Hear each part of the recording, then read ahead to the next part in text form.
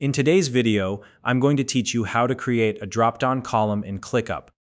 ClickUp is an all-in-one productivity platform designed to help you manage tasks, projects, and workflows more efficiently. In this tutorial, we'll focus on how to create a drop-down column within a list, a feature that allows you to add customizable options to your tasks for better organization and clarity.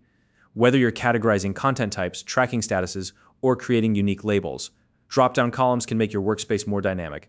Let's dive in and walk through the steps together. First, open up your internet browser and navigate to www.clickup.com. Once you're on the homepage, log in using the method you prefer. You can choose to sign in with your email, or you can use a connected social account like Google or Facebook. If you don't already have a ClickUp account, you can use the link in the description to sign up and get started. Once you're logged in, you'll land on your ClickUp homepage. On the left-hand side of the screen, you'll see your spaces and projects listed.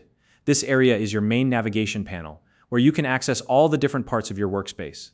Locate the space and folder where you're currently working and open them. Next, select the specific list you want to customize. This is where we'll be adding the drop-down column. Once you've opened your list, focus your attention on the top of the task table. Look at the far right of the column headers, and you'll see a small plus button. Go ahead and click that plus button to open the field selector, which is where we'll create our new drop-down column. In the panel that appears, you'll notice a search bar at the top. Click into the search bar and type the word dropdown. Alternatively, you can scroll through the list of field types until you find dropdown. Once you see it, click on the dropdown field type to start setting up your column. Now, let's give your new dropdown column a clear and meaningful name. This will help you and your team understand its purpose at a glance. For example, you might name it something like review status or content type. Choose a name that fits the type of information you'll be tracking. After naming your dropdown field, it's time to add the options.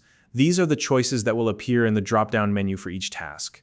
Make sure to keep your labels short and to the point for easy understanding. For instance, if you're creating a review status column, your options might include not started, in progress, and completed.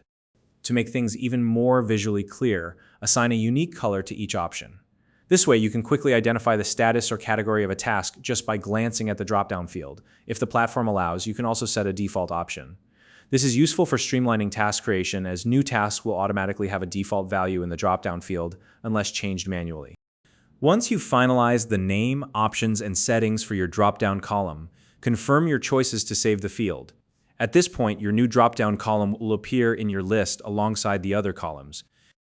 To use your drop-down column, simply click into any task cell within that column. A drop-down menu will appear with all the options you just created. Select the option that applies to the task and you're all set. If you found this video helpful, please like and subscribe.